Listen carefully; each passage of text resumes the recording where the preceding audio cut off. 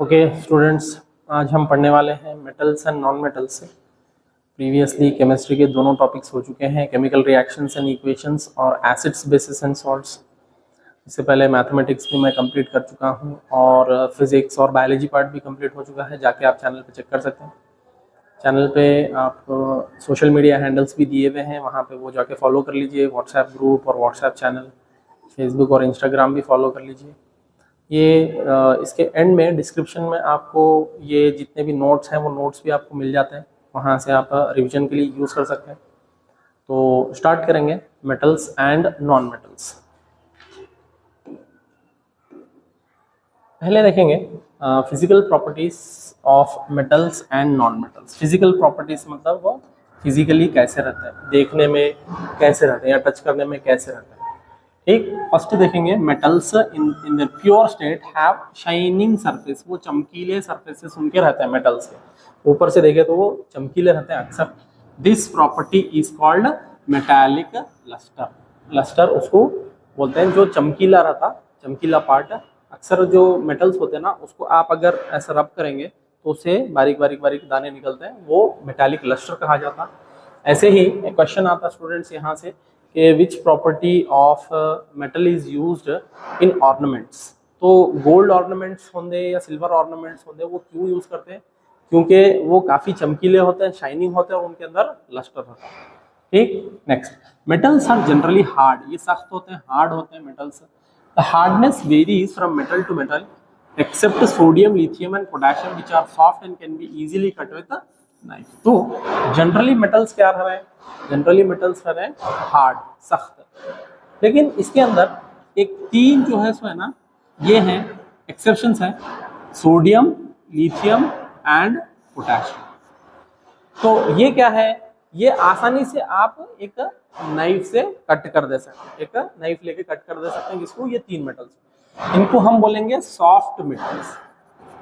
Soft metals कौन से हैं? Sodium, lithium, potassium. ठीक, next, metals can be beaten into thin sheets. This property is called malleability. Gold and silver are the most malleable metals. ये metals को आप पतले sheets में बना सकते हैं। ठीक, अब ये पतले शीट्स में बना सकते हैं, इसकी प्रॉपर्टी को बोलते हैं malleability. malleability कैसा आया? ये एक अगर आपको याद रहेगा तो याद कर लीजिए। मैले बोलते हैं हैमर को, तो आप मार मार के उसको एक थिन शीट बना सकते हैं। तो वो प्रॉपर्टी को बोलते हैं मेलेबिलिटी। पतले शीट्स में इसको कन्वर्ट कर सकते हैं। और सबसे ज्यादा जो मेलेबल मेटल्स हैं वो कौन से हैं? सिल्वर है और गोल्ड है, गोल्ड और सिल्वर है। ठीक, next, the ability of metals to be drawn into thin wires is called ductility. हम मेटल्स को एक पतले वायर्स में बना सकते हैं, जितने चाहे उतने पतले वायर्स में बना सकते हैं। ठीक, तो वो प्रॉपर्टी जिससे हम मेटल्स को पतले वायर्स में बना सकते हैं उसको बोलेंगे डक्टिलिटी। तो मेटल्स क्या है? मेलेबल भी है और डक्टाइल भी है। Gold is the most ductile metal. Gold क्या है? सबसे ज्यादा डक्टाइल मेटल। ठीक, next, metals are good conductors of heat and have high melting points. This is why metals are used in cooking vessels. Lead and mercury are comparatively poor conductors of heat. तो metals क्या है? सबसे अच्छे conductors हैं किसके? Heat के। Heat को आसानी से कंडक्ट करते हैं, अपने थ्रू पास होने देते हैं आसानी से।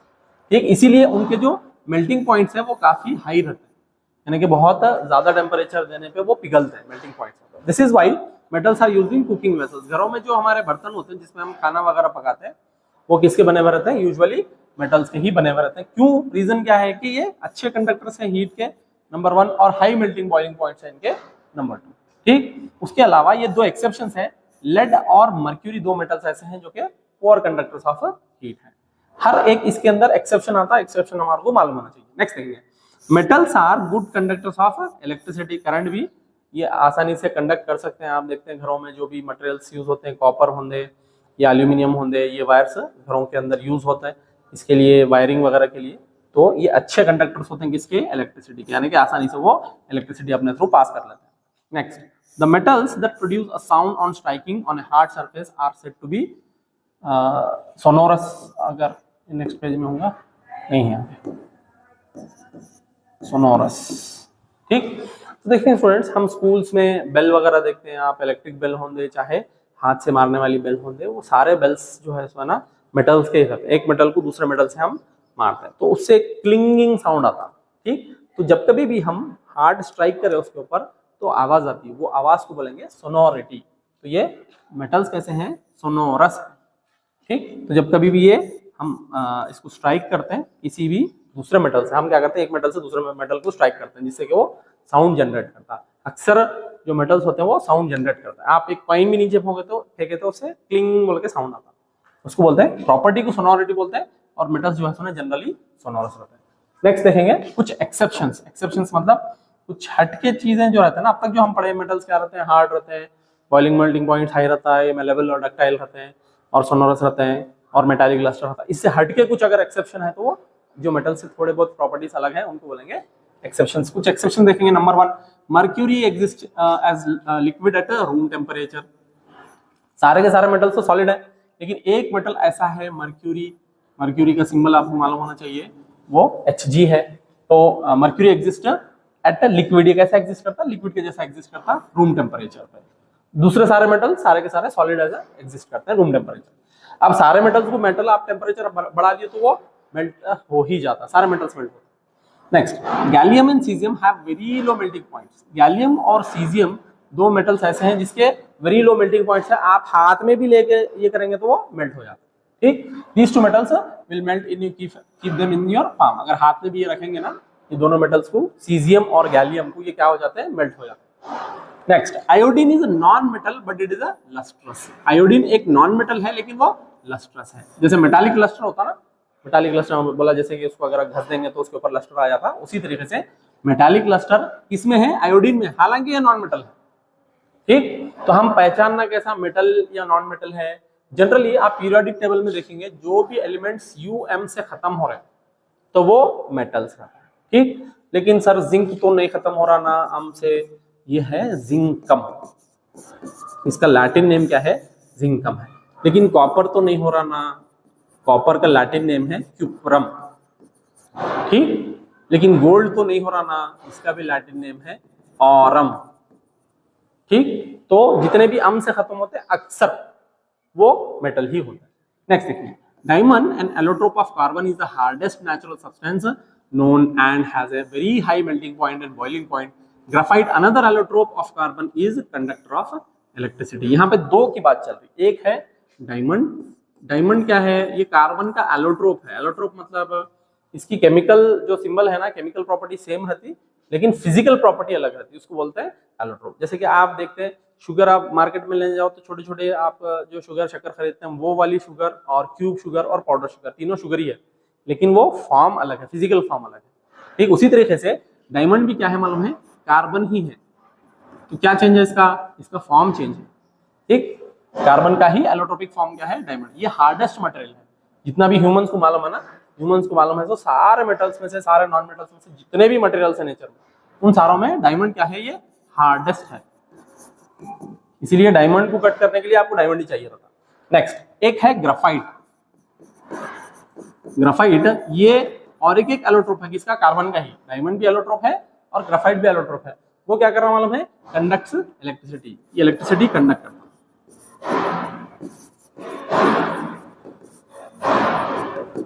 ठीक, तो यहाँ पे कुछ एक्सेप्शंस हैं।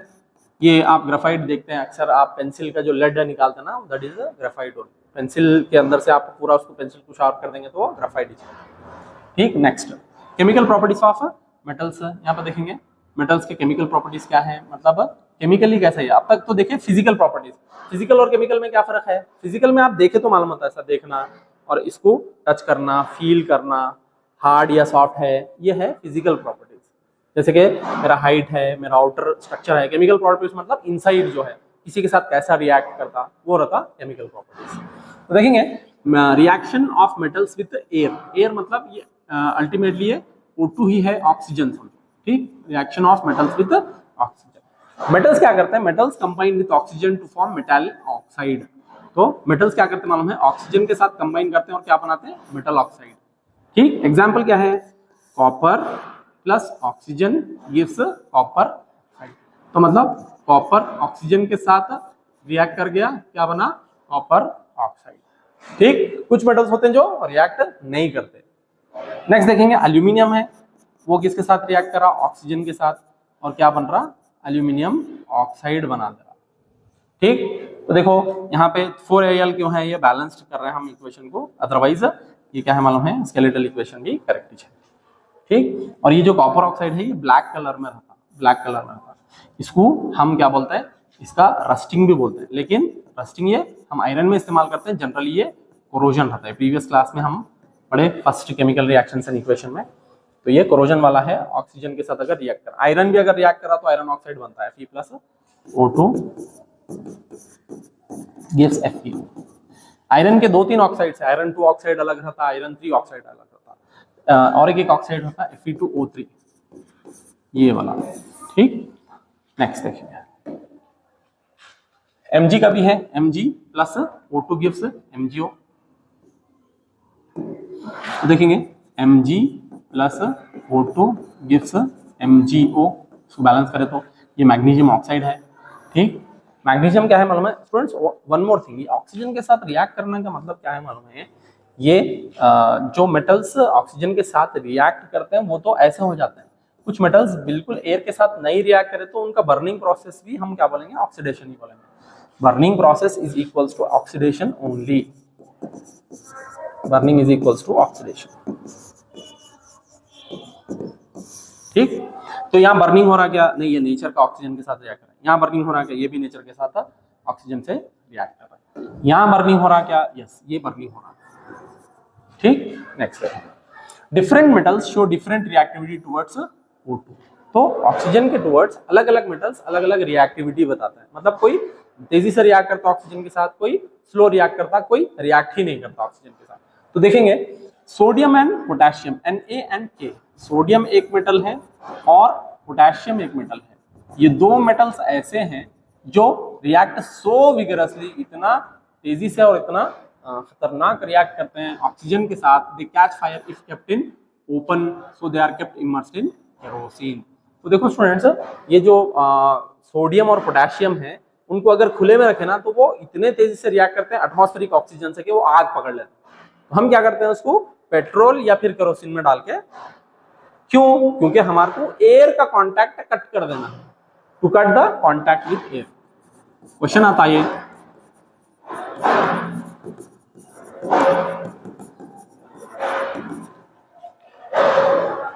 नेक्स्ट देखेंगे, surfaces of magnesium, aluminum, zinc and lead are covered with a thin layer of oxide which prevent them from further oxidation।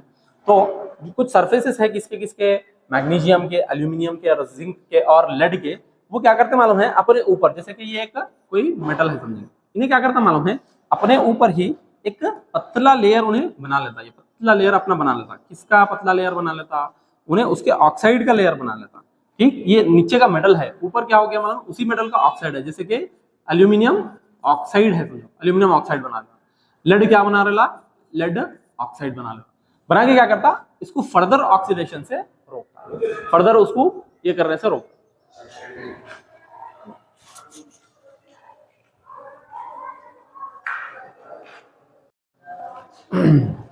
Okay students, हम देख रहे थे कुछ टेक्निकल प्रॉब्लम की वजह से ये कंटिन्यू करेंगे। देखो ये वाला देख रहे थे हम, surfaces of magnesium, aluminium, zinc and lead are covered with a thin layer of oxide which prevent them from further oxidation. तो क्या होता मालूम है, ये अगर कोई एक मेटल है तो वो मेटल क्या करता मालूम है, अपने ऊपर एक पतला लेयर उसी मेटल के ऑक्साइड का बना लेता, किस लिए, ताकि फर्दर मेटल जो है ना ये रस्टिंग ना हो या खराब ना हो।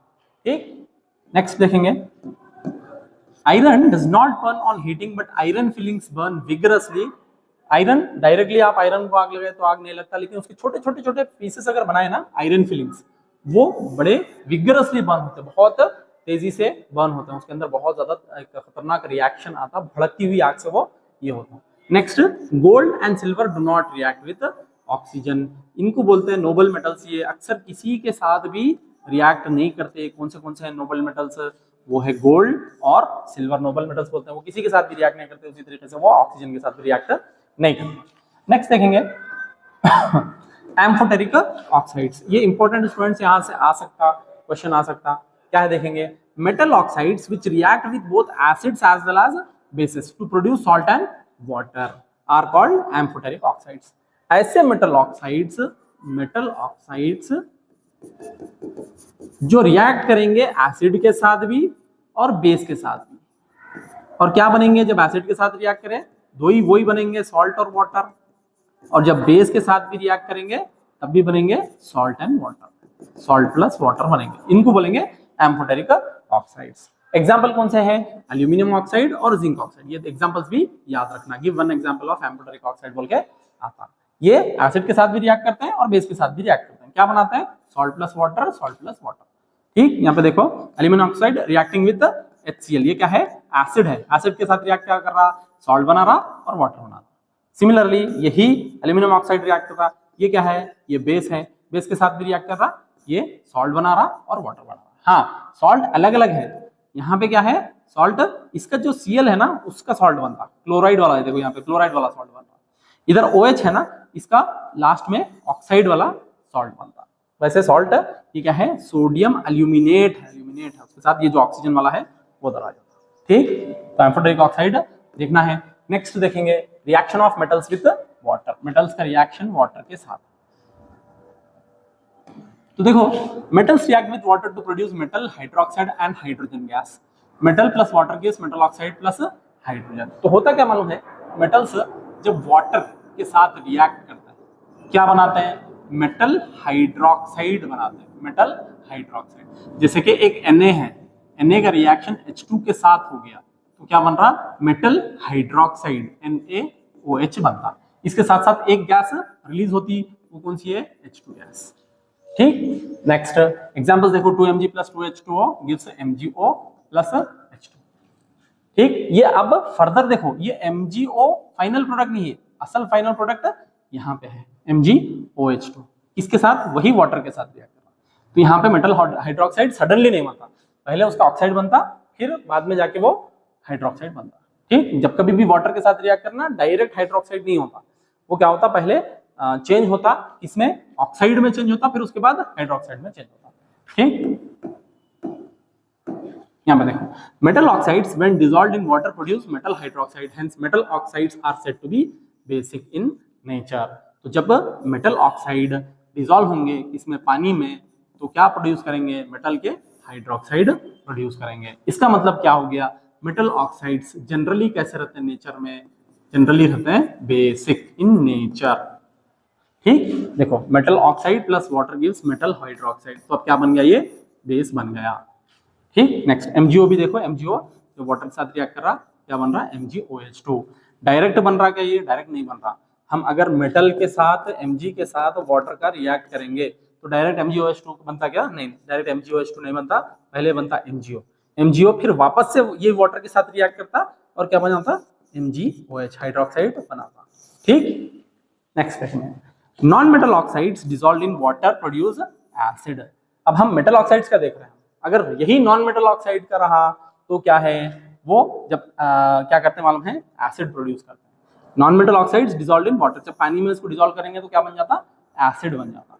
इसका मतलब क्या है, non metal oxides are said to be in acidic nature, तो वो कैसे रहेंगे, एसिडिक रहेंगे नेचर में। देखो मेटालिक ऑक्साइड कैसे रहेंगे, बेसिक नेचर में रहेंगे, और नॉन मेटालिक ऑक्साइड कैसे रहेंगे, एसिडिक नेचर में रहेंगे। एग्जांपल देखो, फॉर एग्जांपल सल्फर ट्राइऑक्साइड, एक नॉन मेटल का ऑक्साइड है सल्फर का, वो जब रिएक्ट करेंगे वाटर के साथ तो क्या बना रहा, सल्फ्यूरिक एसिड बना रहा, देखो H2SO4, ये है SO3, ये है सल्फर ऑक्साइड। वैसे सल्फर का ट्राइऑक्साइड, डाइऑक्साइड भी चलता, ट्राइऑक्साइड भी चलता, और ये वाटर है, वाटर के साथ रिएक्ट करे तो क्या बना रहा, सल्फ्यूरिक एसिड बना रहा है। ठीक, तो इसका मतलब क्या है, ये एसिडिक इन नेचर, इन्हें बेस बना रहा तो क्या बन रहा, बेसिक इन नेचर। ठीक, ये क्या है, मेटल ऑक्साइड है, और ये क्या है, ये नॉन मेटल ऑक्साइड है। सल्फर मेटल है, नॉन मेटल है। पीरियोडिक टेबल में अगर आप देखेंगे तो राइट वाले साइड के अक्सर जो है सो ना नॉन मेटल से आपको मिलते हैं गैसेस के फॉर्म्स में। Next, sodium and potassium react vigorously with water, the reaction is so violent and exothermic that the heat evolved hydrogen immediately catches fire. तो जब कभी भी सोडियम और पोटेशियम पानी के अंदर डालेंगे वो इतना विगरस रिएक्शन होता कि उसके अंदर जो गैस प्रोड्यूस हो रही और इतना एक्सोथर्मिक है, तो वो हीट की वजह से हाइड्रोजन गैस क्या करता है, आग पकड़ लेता है। ठीक, इसके अंदर हाइड्रोजन गैस निकलेगा, हर एक इसके साथ हाइड्रोजन गैस निकलेगा। ये हाइड्रोजन गैस इतना ये रहता, फ्लेमेबल रहता कि वो आग पकड़ लेता जल्दी। ठीक, हाईली इनफ्लेमेबल रहता। नेक्स्ट, और एक्सोथर्मिक भी रहता ये रिएक्शन। नेक्स्ट देखेंगे reaction of metals with water. Metals का रिएक्शन किसके साथ, वाटर के साथ। ठीक, नेक्स्ट ये वही दिख रहा, सेम टू सेम पिछला वाला ही। नेक्स्ट देखेंगे action of steam on metal है, action of steam on metal. अब ये वाटर ही है, ठीक, ये वाटर ही है लेकिन स्टीम के फॉर्म में है, स्टीम के फॉर्म में है। Steam is nothing but water only at high temperature. ठीक, ये गैसेस फॉर्म है वाटर के साथ। तो देखो यहाँ पे हम क्या कर रहे हैं मालूम है, एक मेटल के सैंपल को ये कर रहे हैं, ग्लास यहाँ पे मेटल का सैंपल रखा हुआ है, ये वाला मेटल का सैंपल। यहाँ पे हम क्या कर रहे हैं मालूम है, ग्लास वूल पानी में डुबाया हुआ है, वो पानी का सुखाया हुआ अंदर हम रख रहे हैं इसके, ताकि इसकी जो स्टीम है ना, स्टीम यहाँ से स्टीम जनरेट होगी, स्टीम। ठीक, तो ये जो स्टीम है, स्टीम यहाँ से जाएंगी, स्टीम क्या करेंगे, इसके साथ रिएक्ट करेंगी और यहाँ से इसका गैस निकलेगा, और गैस जो ये वाटर के थ्रू जाके यहाँ पे गैस जमा हो जाएंगी, और ये गैस कौन सी है, हाइड्रोजन गैस है। ठीक, अब उसको टेस्ट कैसा करते हैं गैस को, हम पिछले क्लास में देखे कि पॉप साउंड आता है। हाइड्रोजन गैस का टेस्ट कैसा है, पॉप साउंड है। कार्बन डाइऑक्साइड का कैसा है, हम उसको लाइम वाटर में डालते हैं और वो मिल्की हो जाता है। ठीक, reaction of metals with acid, ये इंपॉर्टेंट है डायग्राम, आपके बोर्ड के अंदर ये डायग्राम आता डेफिनेटली, तो इसको प्रैक्टिस करना है। तो हम कैसा करते हैं मालूम है, यहाँ पे एक मेटल का सैंपल लेते हैं और एक वूल का कपड़ा लेते हैं, उसको पानी में भिगाते हैं और यहाँ पे अंदर रखते हैं, और यहाँ से अगर हम हीट करें ना, तो ये वूल जो है सोना हीट होकर इससे स्टीम प्रोड्यूस करता है। ये स्टीम का रिएक्शन किसी भी मेटल के सैंपल के साथ देखते हैं, और ये क्या निकलता, हाइड्रोजन गैस निकलता, वाटर के थ्रू जाता। तो देखो मेटल, अब reaction of metals with acid देखेंगे। Metal plus dilute acid gives salt plus hydrogen. तो ये जनरल फॉर्मूला है, किसी भी मेटल का रिएक्शन डाइल्यूट एसिड के साथ क्या बनेगा, सॉल्ट देगा प्लस H2 देगा, सॉल्ट प्लस H2। ये किसका सॉल्ट रहेगा, यही मेटल का सॉल्ट है, ये मेटल सॉल्ट। मेटल सॉल्ट का मतलब क्या है, अब ये एसिड है समझो, अगर एसिड H2SO4 है तो ये सॉल्ट का जो फॉर्म है ना SO4 होता, और किसके साथ, ये मेटल के साथ मेटल SO4 आता। जैसे कि मैं Ag दे दिया, Ag प्लस H2SO4, तो ये Ag इसके साथ बन गया, क्या बन गया, AgSO4, और प्लस ये H2 क्या बन गया, ये गैस बन गया H2। ठीक, ये जनरल फॉर्मूला है। तो देखेंगे मैग्नीशियम प्लस H2SO4, ये SO4 इसका है, देखो ये मैग्नीशियम के साथ फॉर्म हो जाएगा, MgSO4 बनेगा प्लस H2 गैस इवॉल्व होगा। Similarly zinc plus hydrochloric acid gives zinc chloride plus H2। ये जिंक क्या करेंगे, ये HCl के साथ कंबाइन करेंगे। अब ये मेटल सॉल्ट हुआ, कौन सा मेटल का सॉल्ट, जिंक का सॉल्ट हो गया, हाइड्रोजन गैस डेफिनेटली इससे इवॉल्व हो रहा है। नेक्स्ट देखेंगे copper, mercury and silver don't react with dilute acids. तो कॉपर, मर्क्यूरी और सिल्वर ये रिएक्ट नहीं करते, किसके साथ, डाइल्यूट एसिड के साथ। तो कॉन्सेंट्रेटेड के साथ करते हैं क्या, यस कॉन्सेंट्रेटेड के साथ करते हैं। देखेंगे hydrogen gas is not evolve when a metal reacts with nitric acid, it is because HNO3 nitric acid is a strong oxidizing agent. It oxidizes H2 and produces water and itself gets reduced to any of the nitrogen oxides, N2O, NO और NO। ये important point है students, यहाँ से questions आता। क्या question है कि nitric acid जब कभी भी रिएक्ट करेगा किसके साथ, मेटल के साथ, किसी भी मेटल के साथ रिएक्ट करेगा नाइट्रिक एसिड, तो हाइड्रोजन गैस इवॉल्व नहीं होता। हाइड्रोजन गैस इवॉल्व क्यों नहीं होता, क्योंकि ये एक स्ट्रॉन्ग ऑक्सीडाइजिंग एजेंट है। ऑक्सीडाइजिंग एजेंट मतलब जल्दी उसको ऑक्सीडाइज कर देता। ठीक, तो H2 को ऑक्सीडाइज करे तो क्या बन गया, वाटर बन गया। ठीक, और ये जैसा HNO3 है ना, ये H ने इसको दे दिया समझो, तो अपन NO2 बच गया, NO2 बच जाता या NO बच जाता या N2O बच जाता। ठीक, तो नाइट्रिक एसिड कभी भी मेटल के साथ रिएक्ट करा तो क्या नहीं बनेगा, हाइड्रोजन गैस नहीं बनेगा, क्योंकि वो वाटर में कन्वर्ट करता है। क्यों, because HNO3 is a strong oxidising agent है, ये याद रखना। HNO3 is a strong oxidising agent, ये इंपॉर्टेंट पॉइंट है, याद रखना।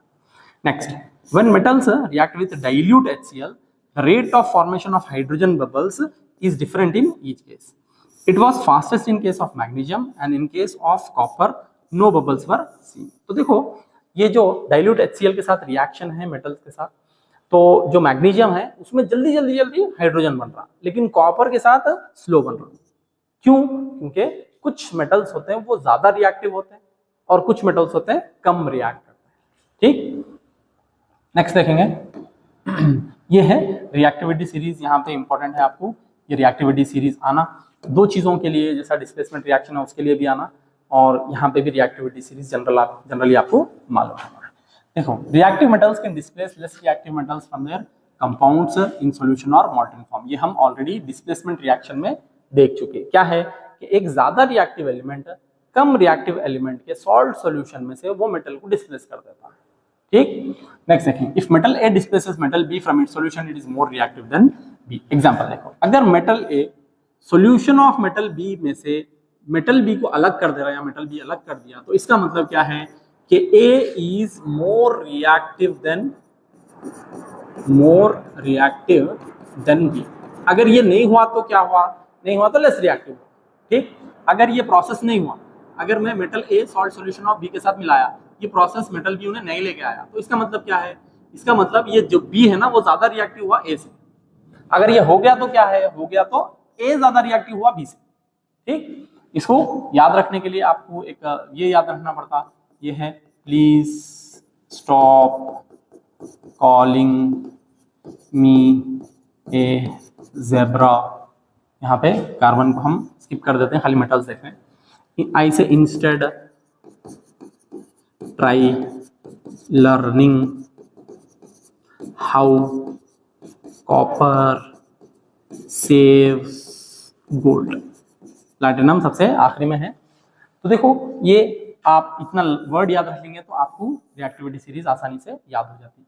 प्लीज से पोटेशियम आ गया, स्टॉप से सोडियम, सी से कॉलिंग से calcium, magnesium, aluminium, zinc, iron, tin, lead, hydrogen, copper, silver, gold. यही ऑर्डर में आपको याद रखना है। तो रिएक्टिविटी सीरीज यहाँ क्या है, ये मोस्ट रिएक्टिव एलिमेंट्स हैं और ये लीस्ट रिएक्टिव एलिमेंट्स हैं। ये मोस्ट रिएक्टिव हो गया ऊपर के, ये लीस्ट रिएक्टिव। ठीक, next, relation between metal and non metal. तो मेटल और नॉन मेटल्स के बीच में का क्या रिएक्शन है देखेंगे। Reactivity of an element is a tendency to attain completely filled valence shell. Reactivity किस पे डिपेंड करता है कि वो अपने वैलेंस शेल को कंप्लीटली फिल कर दे। जैसे कि इलेक्ट्रॉन्स उसके अंदर कमी है तो वो उसको भरने की कोशिश करे, उसी को हम क्या बोल रहे हैं, रिएक्टिविटी। ठीक, atoms of metals can lose electrons from valence shells to form cations, while atoms of non metals can gain electrons in valence shell to form anions. तो स्टूडेंट्स क्या है मालूम है, मेटल्स क्या करते हैं मालूम है, ये मेटल्स यूजुअली इलेक्ट्रोपॉजिटिव होते हैं। तो इन्हों क्या करते हैं मालूम है, ये इलेक्ट्रॉन्स, जैसे कि एक कार्बन है समझ, लेट अस से ऑक्सीजन है समझ, ऑक्सीजन O2 ऑक्सीजन है। तो होता क्या मालूम है, ये जो Mg+ रहता ना, ये इनके पास एक्सेस इलेक्ट्रॉन्स रहते हैं, ज्यादा इलेक्ट्रॉन्स रहते हैं, एक्सेस इलेक्ट्रॉन्स। और इनके पास क्या रहता है मालूम है, कमी रहती है electrons, less electrons, lack of electrons होता है इनके अंदर। ठीक, इनके अंदर लैक ऑफ इलेक्ट्रॉन्स। तो मेटल्स क्या करते हैं मालूम है, इलेक्ट्रॉन्स लूज कर जाते हैं, इलेक्ट्रॉन्स लूज कर जाते हैं, लूज करके ये पॉजिटिव हो जाते हैं, प्लस प्लस प्लस। क्यों प्लस प्लस होते हैं, क्योंकि इलेक्ट्रॉन्स नेगेटिव चार्ज रहता है, एक नेगेटिव चार्ज चले गया तो इसका पॉजिटिव चार्ज बच जाता है। ठीक, तो अब ये आयन्स बन जाते हैं। कैसे आयन्स बन जाते हैं, तो मेटल्स क्या करते हैं मालूम है, ये कैटायन बन जाते हैं और ये एनायंस बन जाते हैं। अब ये एनायन कैटायन क्या रहता, अगर ये कैथोड की तरफ जा रहा, कैथोड सीकिंग आयन्स है, ये एनोड सीकिंग आयन्स है, ये कैथोड सीकिंग आयन्स और ये एनोड सीकिंग आयन्स। देखो स्टूडेंट्स, अगर कोई भी एक बैटरी है ना, ऐसा बैटरी है ना, बैटरी के पॉजिटिव को हम बोलते हैं एनोड और बैटरी के नेगेटिव को बोलते हैं कैथोड। जो भी आयन नेगेटिव की तरफ अट्रैक्ट होता है, जैसे कि ये Mg+ पॉजिटिव है तो किसकी तरफ अट्रैक्ट होगा, नेगेटिव की तरफ, इसको बोलेंगे हम कैटायन। तो कैटायन है क्या, नहीं है, कैथोड सीकिंग आयन है। O2 है, O2 क्या है, एनोड है, एनोड की तरफ अट्रैक्ट होता है तो इसको हम एनायन बोल रहे हैं, क्योंकि ये एनोड सीकिंग आयन बन जाता है। ठीक, तो मेटल्स क्या रहते हैं मालूम है, मेटल्स इलेक्ट्रोपॉजिटिव होते हैं, इलेक्ट्रॉन्स लूज करते हैं और वो कैटायन बन जाते हैं। और नॉन मेटल्स क्या है, नॉन मेटल्स इलेक्ट्रोनेगेटिव होते हैं, वो क्या है, इलेक्ट्रॉन्स गेन कर लेते हैं और पॉजिटिव हो जाते हैं और इसकी तरफ अट्रैक्ट होते हैं, गेन करते हैं और नेगेटिव हो जाते हैं, और किसकी तरफ अट्रैक्ट होते हैं, वो एनोड की तरफ अट्रैक्ट होता है। नेक्स्ट देखेंगे, opposite charge ions attract each other and held by a strong electrostatic force of attraction. अब देखो ये Mg और OH समझेंगे, MgOH, ठीक। अब ये MgOH2 रहता, तो ये क्या करते मालूम है, कोई भी मेटल एक नॉन मेटल के साथ एक स्ट्रॉन्ग फोर्स ऑफ अट्रैक्शन से बंधा जाता, क्योंकि ये वाला पार्ट जैसे कि NaCl है, ये Cl क्या रहता, माइनस रहता और Na प्लस रहता। तो अब ये क्या हो गया, ये भी एक आयन हो गया और ये भी एक आयन हो गया। ये कौन सा आयन हो गया, ये कैटायन हो गया और ये एनायन हो गया, ठीक। और ये जब आपस में होते हैं, इनका जो फोर्स ऑफ अट्रैक्शन है वो काफी स्ट्रॉन्ग होता। नेक्स्ट देखेंगे formation of NaCl, sodium chloride का फॉर्मेशन कैसा होता है। तो देखो atomic number of sodium is 11, atomic number 11 है सोडियम का। इलेक्ट्रॉनिक कॉन्फ़िगरेशन कैसा है, 281। इसका मतलब क्या है, इसका स्टार्टिंग शेल में K शेल में तो 2 है और L शेल में 8 है और M शेल में 1 है, ठीक। Next electron in the last shell is 1, आखिरी के शेल में कितना है, 1 इलेक्ट्रॉन है, ये वाले लास्ट शेल में। Next atomic number of chlorine is 17, electronic configuration 287 है। सेम KLM में 287 है, ठीक। Electrons in the last shell, आखिरी के शेल में इसके 7 है और इसके 1 है। इसमें सोडियम में 1 है और क्लोरीन में 7 है। Now sodium gives 1 electron to chlorine atom to attain octet structure. तो ये ऑक्टेट स्ट्रक्चर अटेन करने के लिए उन्हें क्या करता मालूम है, 1 इलेक्ट्रॉन दे देता। कौन दे देता, ये 1 जो है ना इसको दे देता। अब इसके भी आखिरी शेल में 8 हो गए, इसके भी आखिरी शेल में 8 हो गए, ठीक। देखो पहले क्या था मालूम है, सोडियम का जो था 281 था, उसी तरीके से क्लोरीन का क्या था 287 था, ठीक। अब ये 7 और 1, इसका 1 है, इसका 7 है, इन्हें क्या करता मालूम है, 1 इसको दे देता। तो अब इन्हों बाद में कैसा हो जाते हैं, सोडियम का 28 हो जाता और क्लोरीन क्या हो जाता, 288 हो जाता। अब इसके भी आखिरी शेल में 8 हो गए, इसके भी आखिरी शेल में 8 हो गए, तो इन्हें भी ऑक्टेट स्ट्रक्चर अटेन कर लिया, इन्हें भी ऑक्टेट स्ट्रक्चर अटेन कर लिया। Next, by losing an electron, sodium will get an unit positive charge and becomes a cation. While gaining an electron, chlorine gets a negative charge and becomes an anion. तो एक जब इन्हें electron lose कर जाता, इन्हें बन गया क्या, Na प्लस, और इन्हें जब गेन कर लिया, इन्हें बन गया Cl माइनस, इन्हें बन गया कैटायन, इन्हें बन गया एनायन, ठीक। Next, sodium and chlorine ions being positively oppositely charged attract each other and are held by strong electrostatic forces of attraction called ionic bond. अब इनके बीच में एक बॉन्ड रहता, इलेक्ट्रोस्टैटिक जो इनका फोर्स रहता वो काफी स्ट्रांग रहता, क्योंकि नेगेटिव पॉजिटिव चार्ज के बीच में इनका फोर्स आ गया। तो अब इनको क्या बोलेंगे, ऐसा बॉन्ड जिनमें आयंस का अट्रैक्शन है उसको बोलेंगे आयोनिक बॉन्ड, ठीक। ये कंप्लीटली डोनेशन ऑफ इलेक्ट्रॉन की वजह से डेवलप होता किसी भी 2 एलिमेंट्स के बीच में, या कंप्लीटली डोनेट। कैसा डोनेट हुआ, सोडियम क्या किया अपना 1 इलेक्ट्रॉन इसको दे दिया, क्लोरीन को दे दिया, ठीक। देखो सोडियम Na था 281, जब इन्हें 1 इलेक्ट्रॉन दे दिया, Na प्लस बन गया और 1 इलेक्ट्रॉन आ गया।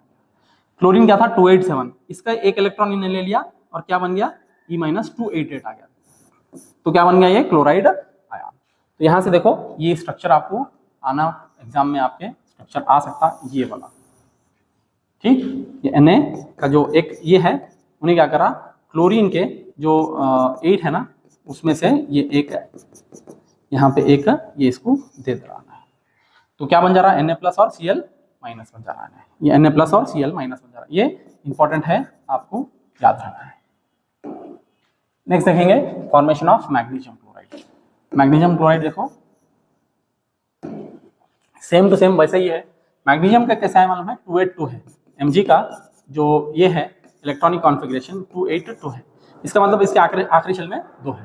अब क्लोरीन का हमारे को मालूम है, क्लोरीन का क्या है 287, तो हमारे को एक ही क्लोरीन नहीं लगता, 2 क्लोरीन लगते हैं, तो दूसरा भी क्लोरीन ले लेंगे 287। अब इसका 2 क्या करता, इन्हें एक इसको देता और एक इसको देता, 2 क्लोरीन के साथ। अब इन्हें क्या बन गया, Mg2 प्लस बन गया और ये Cl माइनस। इसीलिए जो मैग्नीशियम क्लोराइड का फॉर्मूला होता है MgCl2 रहता, मतलब एक मैग्नीशियम को बैलेंस करने के लिए 2 क्लोरीन चाहिए, ठीक। तो Mg 2 इसके जो इलेक्ट्रॉन्स है वो फ्री करके Mg2 प्लस हो जाता, और ये क्लोरीन, एक क्लोरीन दूसरा क्लोरीन हमारे को 2 चाहिए रहता, ठीक। Mg में ये 2 फ्री रहते हैं, इन्हें क्या करा, इसको एक दे दिया, इसको एक दे दिया, अब इन्हें क्या बन गया Cl माइनस बन गया, ठीक। ऐसे 2 है, यहाँ पे 2 ब्रैकेट में 2 लिखना है, ठीक। ये भी इंपॉर्टेंट है फॉर्मेशन ऑफ, आपको मैग्नीशियम क्लोराइड एक्सप्लेन करो बोलता है। एक्सप्लेन कैसा करना है, बिल्कुल ये वाला ही लिखना है आपको, same to same same to same लिखना है, लेकिन यहाँ पे atomic number of magnesium is 12 बोल के लिखना है, और इसके बाद इसका क्लोरीन का 17 बोल के लिखना है, और उसके बाद डॉट स्ट्रक्चर डालना है। नेक्स्ट देखेंगे आयोनिक कंपाउंड्स। आयोनिक कंपाउंड्स की प्रॉपर्टीज के क्वेश्चंस आते हैं, देखो स्टूडेंट्स क्या है। Ionic compounds formed by the transfer of electrons from a metal to a non metal are called ionic compounds, और इलेक्ट्रोवैलेंट कंपाउंड्स भी बोलते हैं इनको। तो यहाँ पे कोई भी अगर बॉन्ड हो रहा दोनों के बीच में, और वो बॉन्ड कैसा है, किस वजह से हो रहा, ये ट्रांसफर ऑफ इलेक्ट्रॉन्स की वजह से हो रहा, इलेक्ट्रॉन्स ट्रांसफर की वजह से हो रहा, तो उसके वैसे बॉन्ड को हम क्या बोलेंगे, वैसे बॉन्ड को बोलेंगे आयोनिक बॉन्ड, और ऐसे कंपाउंड को बोलेंगे आयोनिक कंपाउंड। ठीक, ऐसे उनको इलेक्ट्रोवैलेंट कंपाउंड्स भी बोलते हैं। नेक्स्ट देखेंगे प्रॉपर्टीज ऑफ आयोनिक कंपाउंड्स, ये है इंपॉर्टेंट पार्ट। तो देखो फिजिकल नेचर कैसा रहता, ये जनरली मतलब आयोनिक कंपाउंड्स कैसे रखते हैं देखने में, दे आर सॉलिड, सॉलिड रहते हैं, हार्ड, जनरली ब्रिटल, ब्रिटल मतलब स्ट्रॉन्ग फोर्स ऑफ अट्रैक्शन की वजह से वो खुरदुरे हो जाते हैं, खुरदुरे, ठीक, इसीलिए उसको ब्रिटल बोलते हैं। नेक्स्ट हार्ड होंगे, सख्त और सॉलिड होंगे, ठीक, क्योंकि because of the strong force of attraction between the positive and negative charge, positive और नेगेटिव चार्ज के बीच में बहुत स्ट्रॉन्ग फोर्स ऑफ अट्रैक्शन रहता है, इसीलिए वो ऐसे सॉलिड भी हो जाते हैं, हार्ड भी हो जाते हैं और ब्रिटल भी हो जाते हैं। Next melting and boiling point, they have high melting and boiling points, इसके मेल्टिंग और बॉइलिंग पॉइंट काफी हाई रहते हैं, दूसरे जो इसके रहते हैं कोवैलेंट कंपाउंड्स वो नहीं होते, इतना उनका बॉइलिंग पॉइंट और मेल्टिंग पॉइंट हाई नहीं रहता, तो इनका मेल्टिंग और बॉइलिंग पॉइंट काफी हाई रहता। किसका, ये हम किसकी बात कर रहे हैं, ये आयोनिक कंपाउंड्स की बात कर रहे हैं, ठीक। This is because a considerable amount of energy is required to break the strong interionic attraction. ये इंपॉर्टेंट है, यहाँ पे आपको क्वेश्चन आ सकता है कि इनका high melting and boiling point क्यों हो, वाई बोल जाता है, तो इनका जो इंटर आयोनिक अट्रैक्शन है, इंटर आयोनिक अट्रैक्शन, उसको तोड़ने के लिए एनर्जी ज्यादा रिक्वायरमेंट है। इंटर आयोनिक अट्रैक्शन मतलब पॉजिटिव और नेगेटिव के बीच में जो अट्रैक्शन है उसको तोड़ने के लिए बहुत एनर्जी लगती, तो this is because a considerable amount of energy, considerable amount of energy is required to break, तोड़ने के लिए स्ट्रॉन्ग इंटर आयोनिक अट्रैक्शन को तोड़ने के लिए एक कंसिडरेबल अमाउंट ऑफ एनर्जी लगती, इसीलिए इनका हाई मेल्टिंग और बॉइलिंग पॉइंट है।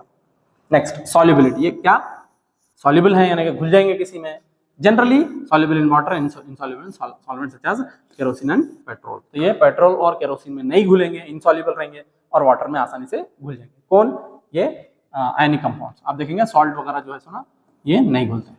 नेक्स्ट देखो कंडक्शन ऑफ इलेक्ट्रिसिटी, क्या ये इलेक्ट्रिसिटी कंडक्ट करेंगे, यस इलेक्ट्रिसिटी कंडक्ट करेंगे, लेकिन एक्वस सॉल्यूशन में, सॉलिड सॉल्यूशन में नहीं करेंगे। देखो ionic compounds conduct electricity in मॉल्टन and solution form but not in solid state, तो सॉलिड स्टेट में इसके आयॉन्स नहीं बनते, जब कभी भी पानी में डाले तो ही उसके आयॉन्स बनते हैं, इसलिए इलेक्ट्रिसिटी उन्होंने एक्वस फॉर्म में ही करते हैं या फिर लिक्विड फॉर्म में ही, मॉल्टन फॉर्म में ही करते हैं। Because in solutions ions move freely and conducts electricity, तो आयॉन्स फ्रीली मूव करते हैं, इसके अंदर लिक्विड में रहे तो आयॉन्स फ्रीली मूव करते हैं और इलेक्ट्रिसिटी कंडक्ट करता है। नेक्स्ट देखो एक्सट्रैक्शन ऑफ मेटल्स, ये एक्सट्रैक्शन ऑफ मेटल्स ये भी इंपॉर्टेंट पॉइंट है। क्यों इंपॉर्टेंट है कि मेटल्स को हम जब एक्सट्रैक्ट कर रहे हैं ना, तो क्या क्या मेथड्स इस्तेमाल करते हैं और उनको हाई रिएक्टिविटी के कैसा करते हैं और लो रिएक्टिविटी के कैसा करते हैं देखिए। मेटलर्जी, मेटलर्जी क्या है, the extraction of metals from their ores and then refining them for the use is known as metallurgy. Metallurgy एक अलग से साइंस है स्टूडेंट्स, हायर आप क्लासेस में जाएंगे तो मेटलर्जी के अंदर आपके इंजीनियरिंग वगैरह भी रहते हैं, ये एक अलग से साइंस है जहाँ पे नेचुरल सोर्सेज से मेटालिक ओर्स में से मेटल्स निकालना, एक्सट्रैक्ट करना और उसको रिफाइन करना, प्यूरिफाई करना और उसको यूज में लाना, ये अलग से एक साइंस है, उसको मेटलर्जी बोल रहे हैं हम। मिनरल्स किसको बोलते हैं, जो भी नेचुरली तरीके पे हमारे को अवेलेबल रहते हैं उसको मिनरल्स बोलते हैं। द एलिमेंट्स और compounds which occur naturally in the earth's crust are called minerals, जो भी कुदरती तौर पे एग्जिस्ट करता है उसको बोलते हैं हम मिनरल।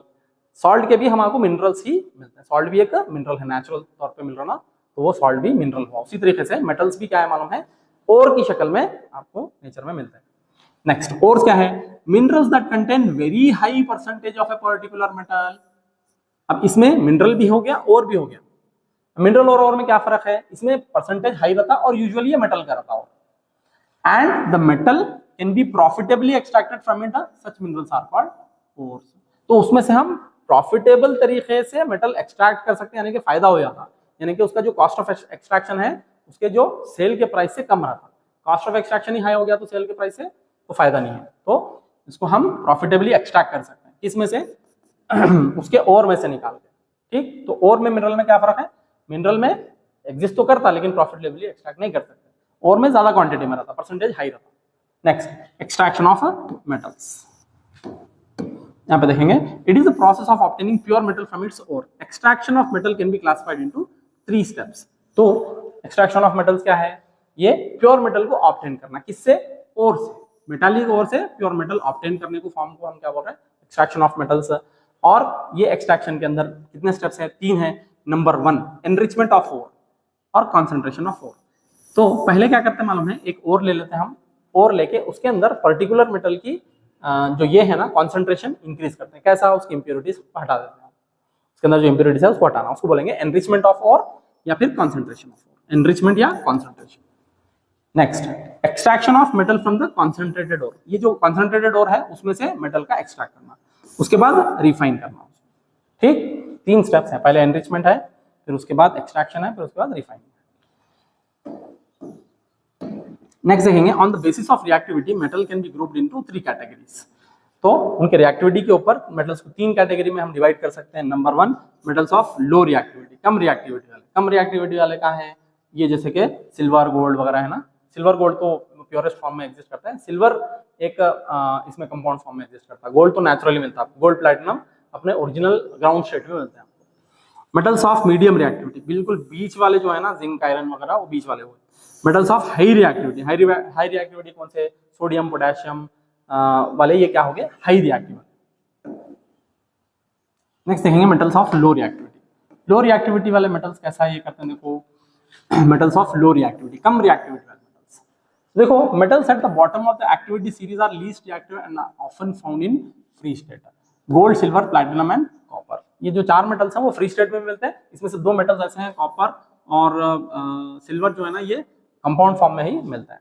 तो ये किसी से रिएक्ट नहीं करते, ये नेचर में आपको डायरेक्टली ही मिलता है, तो ये बहुत लीस्ट रिएक्टिव रहता है। देखेंगे, these metals are very least reactive, the oxides of these metals can be reduced to metals by heating alone. अगर हमको अगर मिल भी गया ये कंपाउंड फॉर्म में, ये 4 मेटल्स में से कोई भी एक, वैसे तो ये 2 नहीं मिलते, सिल्वर और कॉपर मिल गया समझेंगे ऑक्साइड के फॉर्म में, तो उसको खाली हीट कर लिया तो भी वो ऑक्सीजन उसका अलग हो जाता है और प्योर मेटल हमारे एक्सट्रैक्ट हो जाता है आसानी से। फॉर एग्जाम्पल, सिनेबार एक है HgS, ये किसका है? ये मर्क्यूरिक सल्फाइड है, ore of mercury. When it is heated in air, it is first converted into mercuric oxide which is further reduced to mercury on heating. तो 2 हीट करते रहते हैं उसको। HgS क्या होता है मालूम है? ऑक्सीजन। अब यहाँ पे हीटिंग, बर्निंग का प्रोसेस क्या है? हीटिंग ही है, ऑक्सीजन के साथ रिएक्ट हुआ, क्या बन गया? उसका ऑक्साइड बन गया, किसका? मर्क्यूरिक ऑक्साइड बन गया, और क्या बन गया? सल्फर डाइऑक्साइड बन गया। ये जो S है ना, वो ऑक्सीजन के साथ कंबाइन होकर सल्फर डाइऑक्साइड बन गया। तो Hg क्या हो गया? इसका एक ऑक्सीजन लेके HgO बन गया। अब इसको आगे से और एक बार हीट करें, फिर हीट करें इसको, तो क्या बन गया? 2Hg और O2 अलग अलग हो गया, इसका ऑक्सीजन भी सेपरेट हो गया। ठीक, कंटिन्यूअसली हीट करने से आप जनरली जो इसके ये है ओर्स है ना, उसको हम हीट करने पे ही मिल जाता। ये कौन सा है? लीस्ट रिएक्टिव वाले। सिमिलरली यहाँ पे और एक एग्जांपल है किसका? और एक एग्जांपल है कॉपर का। Similarly, copper which is found as Cu2S, copper sulphide in nature can be obtained from its ore just by heating. इसको भी हीट करे तो ही आपको आसानी से मिल जाता है। देखो, सिमिलरली यहाँ पे भी Cu2S क्या हो रहा है? ऑक्सीजन के साथ रिएक्ट करके कॉपर ऑक्साइड बन रहा, सल्फर डाइऑक्साइड अलग हो गया, फिर ये कॉपर ऑक्साइड फिर से हम हीट कर रहे हैं उसको, तो क्या बन रहा? Cu+SO। ठीक, अब ये Cu2S कहां से आया? Cu2S ऑलरेडी है यहाँ। ठीक, इसको कंटिन्यूअसली हीट करते गए तो आपको प्योर कॉपर मिल जाता है। नेक्स्ट देखेंगे मेटल्स ऑफ मिडिल रिएक्टिविटी। जो रिएक्टिविटी के सीरीज के बीचों बीच में है ना, उनका क्या होगा? बीच में कौन से है? आप रिएक्टिविटी सीरीज देखना, वो आपको मालूम हो जाता। कौन से है देखेंगे इसके अंदर? Zinc, lead, copper, iron. तो सर कॉपर उसमें भी आ रहा ना, इसमें भी आ रहा ना? हाँ, ये दोनों जगह आता, कंपाउंड में मिलता आपको, फ्री स्टेट में मिलता। Next, the metals in the middle of the activity series such as iron, zinc, lead, copper are moderately reactive. These are usually present as sulfides and carbonates. तो नेचर में ये sulphide के साथ भी मिलते हैं और कार्बोनेट और के साथ भी मिलते हैं। यानी कि अगर जिंक मिल रहा तो जिंक सल्फाइड भी मिलता, जिंक कार्बोनेट भी मिलता। लेड मिल रहा तो लेड सल्फाइड भी मिलता, लेड कार्बोनेट भी मिलता। ठीक, now it is easier to obtain a metal from its oxide as compound to its sulphides and carbonates. तो ऑक्साइड से हासिल करना इजी रहता, जैसा प्रीवियसली देखे खाली हीट करे तो मिल जा रहा। तो थोड़ा सा मुश्किल होता कि इसमें अगर कार्बोनेट में और सल्फाइड में रहा तो थोड़ा सा मुश्किल होता, ऑक्साइड में आसानी से आप निकाल सकते। Therefore, prior to reduction, the metal sulfides and carbonates must be converted into metal oxides. तो कार्बोनेट्स को और सल्फाइड्स को कन्वर्ट करना पड़ता कि इसमें ऑक्साइड्स में कन्वर्ट करना पड़ता एक्सट्रैक्शन से। जैसे कि जिंक सल्फाइड है तो इसको कन्वर्ट करना पड़ता, अब हमारे पास जिंक सल्फाइड है, ये एक और है, इसको कन्वर्ट करना पड़ता है जिंक ऑक्साइड में, क्योंकि ऑक्साइड से निकालना आसान होता। अगर हमारे पास लेट से आयरन है, आयरन सल्फाइड है, तो इसको हमको आयरन ऑक्साइड में कन्वर्ट करना होगा। ठीक, the sulphides ore are converted into oxides by heating strongly in the presence of excess air is known as roasting. ये रोस्टिंग का आपको डेफिनेशन में आता, याद रखना। किसी भी मेटल को हीट करना प्रेजेंस ऑफ एक्सेस एयर में, ज्यादा एयर में उसको हीट करना को क्या बोलेंगे? रोस्टिंग बोलेंगे। ठीक, heating strongly in the presence of excess air, ज्यादा एयर, तो उसको बोलेंगे रोस्टिंग। नॉर्मली हम रोस्ट करते हैं ना, वही है समझो। रोस्ट करना मतलब ओनली फायर से उसको जलाना। Next, the carbonates ore are changed into oxides by heating strongly in limited air. यहाँ पे एयर की कमी है, यहाँ पे एक्सेस एयर है, ये limited air, is known as calcination. ये भी इंपॉर्टेंट है। अगर बहुत ज्यादा एयर में हम कर रहे हैं तो क्या बोलेंगे? उसको रोस्टिंग बोलेंगे, और एयर की लिमिटेड सप्लाई में करेंगे तो उसको कैल्सिनेशन बोलेंगे। ये दोनों भी डेफिनेशंस इंपॉर्टेंट है, आपको याद करना है। Example of extraction of zinc, zinc sulphide के फॉर्म में है स्टूडेंट्स, तो इसको हीट करें, हीट करने से क्या मिला? जिंक ऑक्साइड और सल्फर डाइऑक्साइड अलग हो गया। ये एस क्या हुआ? ये ओ के साथ मिलकर सल्फर डाइऑक्साइड बना। अब हमारे पास क्या है? Zinc oxide. जिंक ऑक्साइड को फिर से हम आगे से करें तो जिंक सेपरेट हो जाता है। जिंक ऑक्साइड को कंटिन्यूसली हीट करें तो आपको आसानी से मिल जाता है। देखो, जिंक कार्बोनेट क्या कर रहे हैं, फिर हीट कर रहे हैं तो जिंक ऑक्साइड बन रहा है प्लस कार्बन डाइऑक्साइड बन रहा है। ठीक, ये कार्बोनेट वाला और है, ये सल्फाइड वाला और है, दोनों को भी हीट कर रहे हैं। तो इसको क्या करें? इसको क्या करें? इसको क्या करें? इसको रोस्टिंग करें। ठीक, और इसको क्या करें? इसको कैल्सिनेशन करें। तो क्या फायदा हुआ? दोनों भी जिंक ऑक्साइड में कन्वर्ट हो गए। अब यहां से निकालना हमारे को आसान होगा। नेक्स्ट देखेंगे, नेक्स्ट देखेंगे रिडक्शन। अब the metal oxides are then reduced by using suitable reducing agent such as carbon. एक रिड्यूसिंग एजेंट था स्टूडेंट्स कार्बन। अगर हमारे जिंक ऑक्साइड है, उसको कार्बन के साथ मिला लिया तो क्या बनता? जिंक अलग, कार्बन मोनोऑक्साइड अलग हो जाता। For example, when zinc is heated with carbon it is reduced to metallic zinc. तो देखो स्टूडेंट, यहाँ पे एक क्वेश्चन आता कि इसका जो ये है रिड्यूसिंग एजेंट कौन सा है? ऑक्साइड से हमको अगर मेटल एक्सट्रैक्ट करना है तो रिड्यूसिंग एजेंट कौन सा है? यहाँ पे कौन सा रिड्यूसिंग एजेंट है? यहाँ पे रिड्यूसिंग एजेंट है कार्बन। ठीक, कार्बन से क्या हो रहा है? ये कार्बन ऑक्सीजन के साथ कंबाइन हो रहा और क्या बना रहा? कार्बन ऑक्साइड बना रहा और जिंक को अलग कर दे रहा। ठीक, next, the highly reactive metals such as sodium, calcium, aluminium etcetera are used as reducing agent because they can displace metals of low reactivity from their compounds. तो हम क्या करते हैं मालूम है? इसके अलावा दूसरे मेथड्स इस्तेमाल करते हैं। क्या करते हैं हम? दूसरे जो हाईली रिएक्टिव मेटल्स है ना, सोडियम, कैल्शियम और एल्यूमिनियम एक्सट्रैक्ट करते हैं। ठीक, एल्यूमिनियम उसके साथ मिक्स करते हैं। जैसे कि ये कार्बन की जगह पे हम सोडियम इसके साथ मिक्स करते हैं, कैल्शियम मिक्स करते हैं या एल्यूमिनियम मिक्स करते हैं। तो क्या करते हैं? ये एल्यूमिनियम या ऑक्सीजन के साथ कंबाइन हो जाता है और जिंक को अलग कर देता है। सोडियम भी ये क्या करता है? ऑक्सीजन के साथ मिल जाता है और जिंक को अलग कर देता है। कैल्शियम भी ऑक्सीजन के साथ मिल जाता है और जिंक को अलग कर देता है। ठीक, now these displacement reaction are highly exothermic. ऐसे डिस्प्लेसमेंट रिएक्शन बहुत हीट देते हैं बाहर, highly exothermic. The amount of heat evolved is so large that the metals are produced in molten state. तो metals कैसा प्रोड्यूस होते हैं? molten state में। metals solid में नहीं होते, पूरा liquid flowing molten state में। जैसे कि आप बहता हुआ लावा देखते हैं ना, वैसा ये metals प्रोड्यूस होता है। नेक्स्ट देखेंगे, for example the reaction of iron 3 oxide Fa3O3 with the aluminum is used to join railway tracks or cracked machine parts। ये इंपॉर्टेंट है थर्मिट रिएक्शन का स्टूडेंट्स। देखो, हैवी जो मशीनरी होती है ना, उसको ज्वाइन करना मुश्किल होता, तो उसको क्या करते हैं मालूम है? ये आयरन ऑक्साइड का रिएक्शन करवाते हैं किसके साथ? एल्यूमिनियम के साथ, क्योंकि ये हाईली एक्सोथर्मिक है, बहुत हीट प्रोड्यूस करता है। तो बहुत हीट प्रोड्यूस करने की वजह से वो दोनों को ज्वाइन भी कर लेता। तो रेलवे ट्रैक्स के लिए और हेवी मशीनरी पार्ट्स के लिए ये यूज करता है रिएक्शन। तो देखो, Fe2O3 प्लस 2Al, तो 2Fe प्लस Al2O3। एल्यूमिनियम क्या हो गया? ये ऑक्सीजन के साथ कंबाइन हो गया, लेकिन बहुत लार्ज अमाउंट ऑफ हीट दिया, लार्ज अमाउंट ऑफ हीट दिया, इसीलिए उसको क्या बोल रहे हैं? Thermite reaction. Thermite reaction. ठीक, ये इंपॉर्टेंट है, यहां से क्वेश्चन आ सकता है, याद रखना। नेक्स्ट देखेंगे मेटल्स ऑफ हाई रिएक्टिविटी। अब ये हाई रिएक्टिविटी वाले मेटल्स कौन से हैं? सोडियम पोटेशियम देखेंगे, potassium, sodium, magnesium, calcium and aluminium are the highly reactive metals. They cannot be reduced by reducing agents like carbon because these metals have more affinity for oxygen than carbon.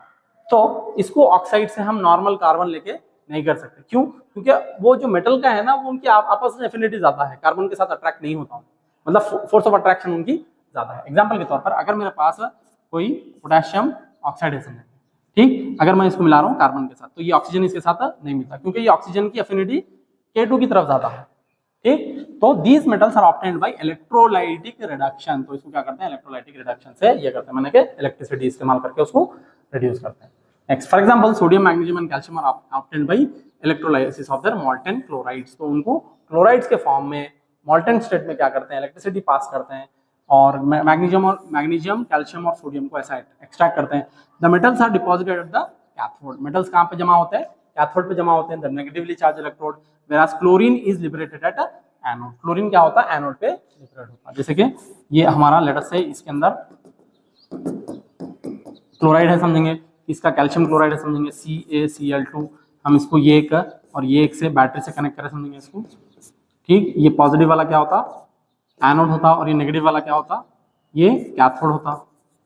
ठीक, अब Cl क्योंकि negative रहता, ये इधर तरफ जाता, और metal जो कि पॉजिटिव रहता वो इधर तरफ जाता. तो कैथोड पे मेटल जमा हो जाता, मतलब ये कैल्शियम किधर जमा होगा?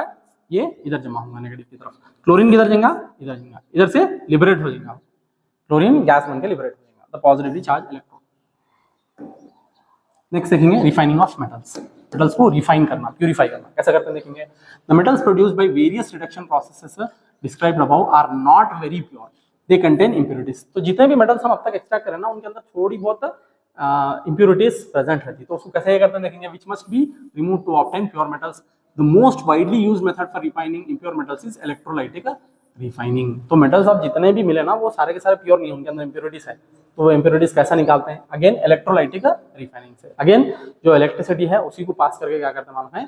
प्यूरिफाई करते हैं. कैसे? इम्प्योर की एक रॉड बनाते हैं और प्योर की रॉड बनाते हैं. तो इम्प्योर क्या होता है? वो प्योर के ऊपर जाके बैठते रहता, और जो इसके अंदर की इम्प्योरिटीज है ना, वहीं पे जम जाता. यहाँ पे देखो इलेक्ट्रोलाइटिक रिफाइनिंग क्या है. Many metals such as copper, zinc, tin, nickel, silver, gold etcetera are refined electrolytically. In this process the impure metal is made the anode and a thin strip of pure metal is made cathode. The solution of metal salt is used as an electrolyte. Students क्या करते हैं इसको देखो, यहाँ पे एक हम solution लिए, समझेंगे हम कॉपर ये कर रहे हैं, समझेंगे. तो इसके अंदर अब सॉल्यूशन लेते हैं, किसका? कॉपर सल्फेट का, उसी का सॉल्ट समझो, CuSO4 कॉपर सल्फेट का सॉल्ट लेते हैं. और ये जो दो ये बनाने हैं, इसको बैटरी से कनेक्ट करते हैं, पॉजिटिव और नेगेटिव.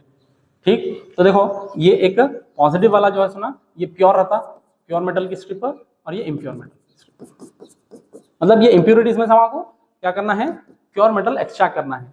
एक पतली सी स्ट्रिप लेते हैं, ये प्योर मेटल की पतली स्ट्रिप रहती, इससे मेटल जाके इसके ऊपर जाके जमता रहता, सोल्यूशन में से जाके जमता रहता, और यहाँ पे एक एनोड स्मज जम जाता. पीछे नेक्स्ट पेज पे है कि क्या है कि देखेंगे वो. On passing the current through the electrolyte, the pure metal from the anode dissolves into the electrolyte. तो प्योर मेटल यहाँ से जितना भी प्योर मेटल है वो इसके अंदर घुल जाता इलेक्ट्रोलाइट में, इसको बोलते हैं इलेक्ट्रोलाइट. ठीक, ये जो भी मेटल रहता नहीं उसी का सॉल्ट रहता. जैसे कॉपर एक्सट्रैक्ट करें तो कॉपर का सॉल्ट रहता, अगर टिन एक्सट्रैक्ट करें तो टिन का सॉल्ट रहता. Now N equivalent amount of pure metal from the electrolyte is deposited on the cathode. तो यहाँ से जितना भी प्योर मेटल इसके अंदर ये हो, जाके किस पे जमा हो जाता? कैथोड पे जमा हो जाता.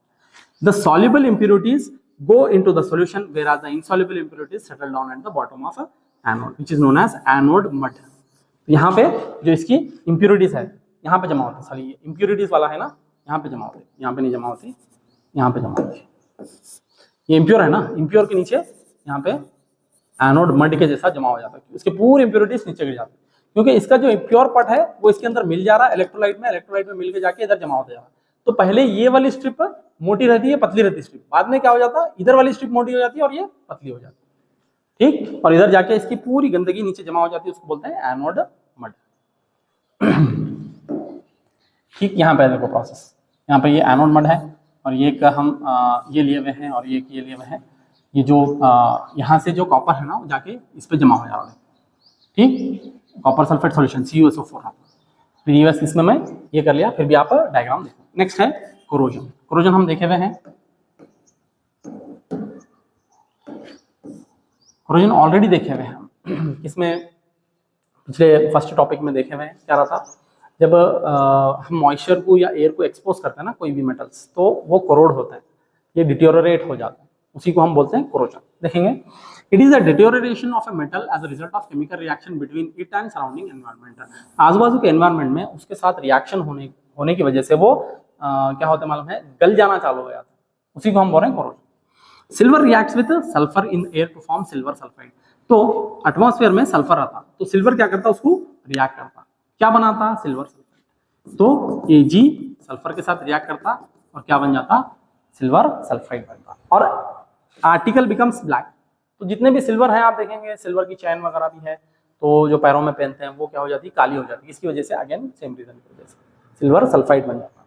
Next, copper reacts with moist carbon. Atmosphere में जो मॉइस्ट कार्बन है, कार्बन डाइऑक्साइड है, उसके साथ रिएक्ट करता एयर में and forms a green coat of copper carbonate. तो जो कॉपर है वो किसके साथ रिएक्ट करता, कार्बन डाइऑक्साइड के साथ रिएक्ट करता और क्या बनाता, कॉपर कार्बोनेट बनाता। ये कौन से कलर में रहता, ये कलर में रहता, ग्रीन कलर में रहता, ठीक। उसके ऊपर एक लेयर जम जाता है। Next, iron acquires a coating of brown flaky substance called rust. ये देखिए, आयरन के ऊपर आयरन ऑक्साइड बन जाता और एक ब्राउन फ्लेकी पापड़ी के टाइप में एक ये बन जाता, जिसको हम रस्ट बोलते हैं, ठीक। Rust is hydrated iron oxide. ये रस्ट क्या है, हाइड्रेटेड आयरन ऑक्साइड, मतलब Fe2O3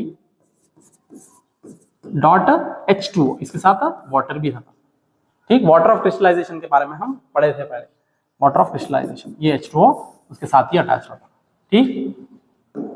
नेक्स्ट देखेंगे, प्रिवेंशन ऑफ कोरोजन। हम इसको हम कैसे बचा सकते हैं, किसी भी मेटल को हम कोरोजन से कैसा बचा सकते हैं, उसके अलॉयज बनाना, पेंटिंग करना, वो देखेंगे क्या क्या है। बाय पेंटिंग, पेंट कर सकते हैं, ऑयलिंग कर सकते हैं, ग्रीजिंग कर सकते हैं, गैल्वेनाइजिंग कर सकते हैं, मेकिंग अलॉयज। गैल्वेनाइजिंग क्या है, जिंक का पतला लेयर, जिंक लेयरिंग, पतला लेयर चढ़ाने को हम बोलेंगे गैल्वेनाइजिंग, ठीक। ग्रीजिंग, ग्रीस लगाना, ऑयलिंग, ऑयल लगाना, और पेंटिंग, पेंट लगाना, ठीक। गैल्वेनाइजिंग क्या है, it is the process which involves the coating of iron with zinc. The oxide thus forms impervious to air and moisture, thus protects the further layer from getting corroded. तो हम students देखते हैं घरों में हम जो कीले लाते हैं ना, कीले दो दीवार में बनाते हैं, वो कीलों के ऊपर एक पतली जिंक की लेयर चढ़ाई हुई रहती है, ठीक। उसको बोलते हैं गैल्वेनाइजिंग। तो खाली बस डुबा के निकालते हैं उसको जिंक के अंदर, क्यों, क्योंकि वो क्या करता है, एक लेयर बना लेता है उसके ऊपर, ताकि ऑक्सीजन ओरिजिनल आयरन के साथ कॉन्टैक्ट में ना आए, तो अंदर के लेयर को उन्हें प्रोटेक्ट करता, ठीक। अगर पूरा जिंक का बनाए तो जिंक थोड़ा एक्सपेंसिव रहता है, आयरन थोड़ा सा सस्ता रहता है, इसलिए आयरन के हम आर्टिकल्स यूज करते हैं। Next, alloys. ये एक है, या तो हम उसके अलॉयज बनाना।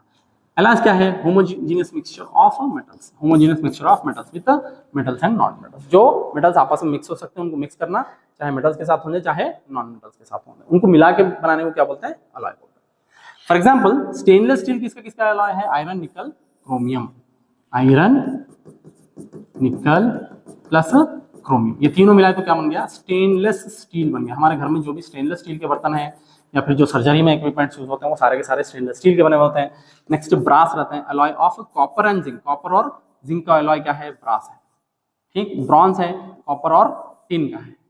फिर सोल्डर है, सोल्डर का इस्तेमाल करते हैं, आप देखे होंगे टीवी वगैरह की दुकान में, इलेक्ट्रॉनिक्स की दुकान में वो सोल्डर इस्तेमाल करते हैं, गर्म करके उसको ये करते हैं, उसको मेल्ट होता है, उसको फिर उसको अटैच कर दिए तो वो दो वायरस जुड़ जाते हैं, उसको बोलते हैं सोल्डर। किसका किसका है, देखो, लेड और टिन का अलॉय है। इसका लो मेल्टिंग पॉइंट है, it is used for welding electrical wires together. Electrical wires को आपस में ज्वाइन करने के लिए इस्तेमाल होता था, क्यों, क्योंकि इसका मेल्टिंग पॉइंट लो रहता, जल्दी से मेल्ट भी हो जाता और जल्दी से जम भी जाता। नेक्स्ट, अमालगम एक है। अमालगम क्या है, देखो, amalgam, if one of the metals is mercury then the alloy is known as amalgam. Example, sodium amalgam and silver amalgam. अगर किसी का एक अलॉय का एक मेटल जो है सोना मर्क्यूरी है तो उसका नाम क्या बन जाता है, अमालगम बन जाता है। जैसे कि सिल्वर के साथ मर्क्यूरी मिक्स है तो सिल्वर अमालगम हो गया, अगर सोडियम के साथ मर्क्यूरी है तो सोडियम अमालगम हो गया, ठीक। नेक्स्ट देखिए, तो स्टूडेंट्स यहाँ पे हमारा टॉपिक खत्म हो गया। तो यहाँ तक अगर देखे हैं तो आप वीडियो लाइक कर दीजिए और अपने फ्रेंड्स के साथ शेयर कर दीजिए। चैनल अगर नए देख रहे हैं तो चैनल भी सब्सक्राइब कर दीजिए। सोशल मीडिया हैंडल्स में दिया हुआ हूँ चैनल के डिस्क्रिप्शन में, वहाँ से जाके फॉलो कर दीजिए। Thank you very much.